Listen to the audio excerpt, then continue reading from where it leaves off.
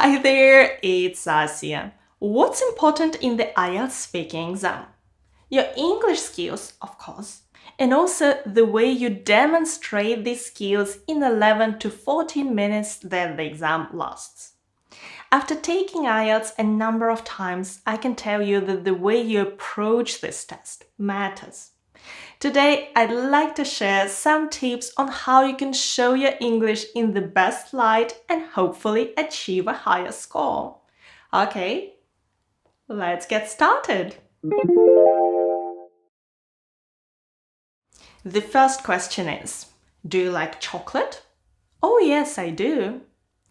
Well, this answer is so short that there is very little English to assess. Try to give an open, extended answer to each question. Let's try again. Do you like chocolate? Oh yes, I do. I can easily eat a whole bar of chocolate, but I try not to eat too much of it as part of my healthy diet. Okay, saying that, some questions require a longer answer, while you can answer others very quickly. This is fine too. Don't feel like you need to keep on talking and talking. The point is to answer the question. For example, do you work or study? You could say, I'm in the final year of my bachelor's degree and I'm graduating this summer. Or, I graduated last year and now work full-time. These are good answers. The next question will probably be, what do you study or where do you work? Then you'll be able to talk for longer. Sometimes your examiner may interrupt you in the middle of your answer. This is a normal practice and don't worry about being interrupted. Most often, this is simply because it's time to move on to the next question. In your exam, your examiner will be managing time, and for example, in part 1, they must make sure that they ask questions on 3 topics. So they may interrupt you to get to the next question. If, however, the examiner interrupts you and asks the same question again, this means that your answer was too vague and you were beating around the bush instead of actually addressing the question. So in this case, try to answer this question more directly. Another tip is keep it simple. You may be tempted to give complex, smart answers in order to increase your score. The truth is, examiners don't assess if your answers are smart or quite boring, but they do assess your fluency. So if you're hesitating, looking for those big fancy words, your score will probably go down rather than up. So instead, try to talk without effort, as far as it's possible, by discussing things you can comfortably talk about. Similarly, don't try to be formal. I know an exam is a formal occasion, but this is a conversation with a person. This means that you should use spoken English. For example, should you use contractions in IELTS speaking? Absolutely. If you say, I am going to take part in a tennis competition next week, this doesn't sound fluent. I have been living in London for 10 years. This is not how people talk. In spoken English, you should use contractions and emphasize the main words in the sentence. I'm going to take part in a tennis competition next week. I've been living in London for 10 years. In your answers, you should use spoken English, particularly in part 1, where questions are about your life and experiences. For example, do you cook? Not until recently have I had an opportunity to cook, as I resided with my mother. This is not a good answer, even though the vocabulary is quite complex. Try to give a more conversational reply. Not really. Until recently, I lived with my parents and my mom is an excellent cook. Last month, however, I moved to the student residence and I guess it's a good time to get a cookbook. This answer is not less complex as far as vocabulary and grammar are concerned, but it sounds so much more natural, thus it would get a higher score. Right now, I'm gonna give an answer that contains a common mistake. Try to find what's wrong. Are you from a town or village? I was born in Almaty, the largest city in Kazakhstan, with a population of about 2 million people. Almaty served as the capital of Kazakhstan in the past, and it is still the main commercial and cultural center. This answer sounds like a Wikipedia article. Oops, actually, this is a Wikipedia article. Don't do that. Remember that you'll be penalized for using memorized answers because they don't show your English, they show your memory.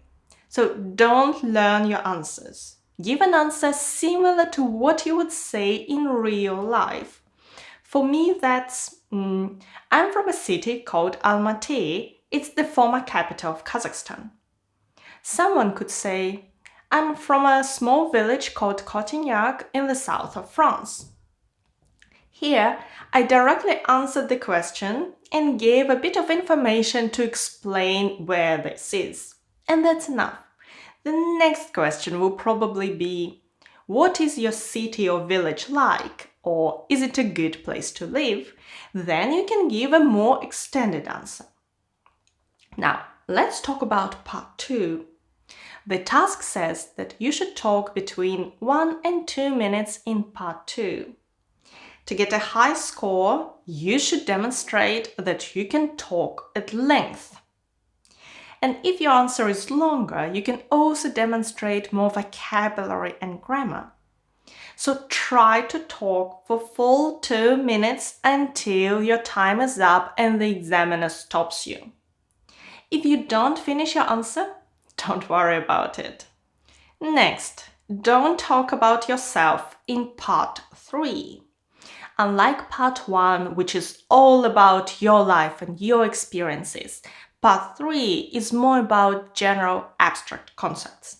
For example, in part 1, the question would be, do you often use social media? In part 3, you could be asked, do you think it's a good thing that people spend so much time on social media? In part 1, the emphasis is on your personal experience, while in part 3, it's more about people in general and what you think about some big concepts or problems. So don't make part 3 answers too personal. Try to talk about other people rather than yourself and your friends. Let's compare the answers. Part 1. Do you often use social media? A bit too much if you ask me. I've noticed that whenever I'm waiting or just have a spare minute, I open Instagram and start scrolling it. I guess I'm a bit addicted. Part 3.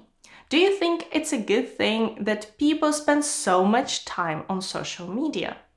I guess it depends on how much time exactly they're spending on social media and what they're doing there. If people watch some interviews on YouTube or beautiful pictures on Instagram in their spare time, this isn't a problem. If, however, they scroll TikTok for hours instead of working or studying, then this social media addiction is detrimental to their lives. The part 3 answer is quite a lot longer and more serious, and this is what's expected. People usually worry a lot about their part 1, but those questions are there to warm you up. These are parts 2 and 3 that will really review your skills and determine your score. Next, speak loud and clear. I know that speaking English with a native speaker, assessing your English, may be quite intimidating. This is a natural feeling which you should fight. If you're too quiet, the examiner may struggle to hear you. So try to speak loud and clear. Practice at home. Record your answers on your phone and listen to them. What would you improve? try to improve that. A similar problem may arise if you're speaking too fast. It may be because of your nerves or simply because in your first language, people speak fast. Again, make sure you speak in a way that is easy to understand. And don't think that you must speak as fast as you can if the question is simple. It's better if you start with a moderate pace and try to maintain it throughout your exam. The next tip is, if you're not sure what the exact question was, ask the examiner to repeat it. They will most likely rephrase it to make it easier for you to understand. There is nothing worse than giving a great answer to the wrong question. So it's better to clarify what exactly is expected. Just say, "Sorry, I didn't quite catch that. Could you say that again?" Or, "I'm sorry, would you mind saying that again?" Next, don't worry about your accent. You're not a native speaker and you're expected to have an accent. Examiners won't mark you down on this. I actually recorded a mock speaking exam with a student from France who still has a noticeable French accent. However, this exam was assessed by a former examiner who gave him band 9 for pronunciation. I'll link this video in the description, and the examiner's assessment is actually in the first comment under the video.